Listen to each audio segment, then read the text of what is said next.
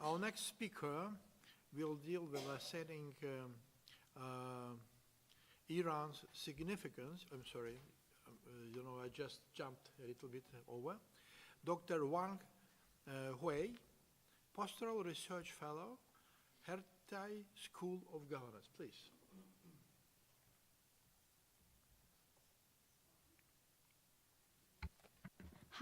Okay. I have to move a little bit. Thank you very much, Dr. Yakuni, for the opportunity to speak here, to share with my view on the Belt and Road Initiative. And I think a great amount of discussion of the Belt Road Initiative has been on the building of the infrastructure and trade and investment. But along with the trade and investment and infrastructure building is the movement of people. So I think inevitably we will see more migration happening within the region. We'll see probably more migrant labor, international students, migrant entrepreneurs, and families. And as mentioned by Professor Zhang, one of the 5 dimensions or the major goals of the Belt Road Initiative is people-to-people ties or people-to-people exchange. And this goal is to be achieved by promoting academic exchange and dialogue between different cultures.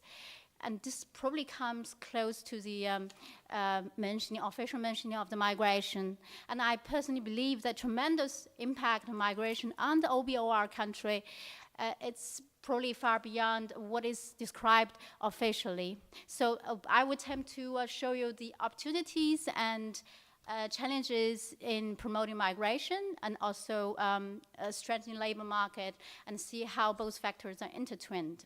So let's look at the global migration first. Traditionally, the migration corridor is from the less developed country to the more advanced economy. And this changing pattern has been on a more migration flow within the low and medium income countries. So it's changing from the south-north migration to south-south migration. So there are about 242 million international migrants and 82 are south-south migration. So we could see that the OBOR migrations falls into category of south-south migration. So let's take example of China. So China has overseas population around 35 million. And China's largest migrant stock is in the south, within the OBOR region is in the Southeast Asia, in the South Asia, and also in the East Europe. But the fastest increase in the migrant stock is now in the West Asia and in the South Africa and Eastern Africa. So we see the changes. Let's also look at the China to Africa migration. There are about between 1 to 2 million such African Chinese. And this is not official number because there's no official number, and that is just estimates. And we could see that the migrants are categorized as the both unskilled and skilled and professionals and peasants, rural and urban. And these migrants are usually working for Chinese companies on a fixed term between 1 to 3 years. And the Chinese company are usually engaged in the construction and natural resources extraction projects. So it's within this respect, the potential Chinese migration to the OBOR region will be very similar to the migration to Africa country. And I like to also move on to the more intra-regional migration, as previously also mentioned by, sorry, can't really read it, Nugaliva. So there are many economic communities within the OBOR region. For example, EAEU, APAC, and ASEAN. And take EAEU, for example. And the Russian and Kazakhstan is a major receiving country of migrants, while in the Central Asia, the Uzbekistan and Tajikistan is major sending country. And bear in mind, 88% of the Russian population growth is due to the positive net migration.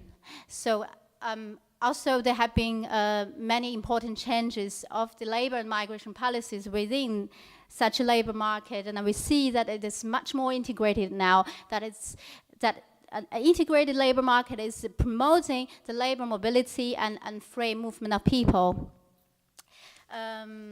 So I now would like to look at the labor market aspect. There are many common global challenges regarding the labor market.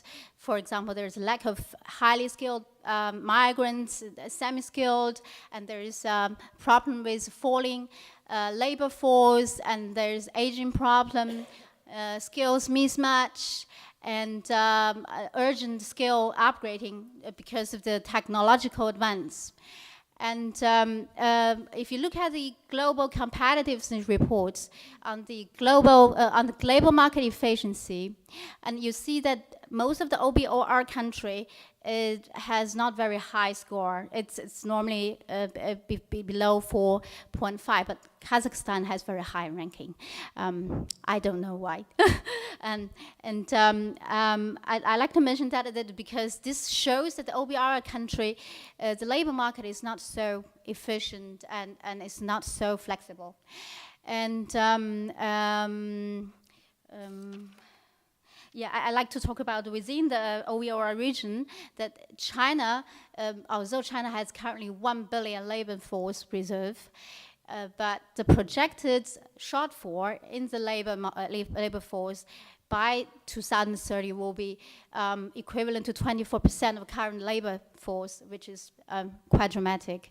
And the same situation is with East Asia, which is lacking 275 million 275 million migrants, and East Asia is missing 6 million. And South Asia could be observed as ascending countries such as India and Bangladesh. And same problem we see in Russia and countries in Europe. So in general, I'd like to say that the OBR region covers over 60 countries and 4.5 billion people. That's really a dramatic number.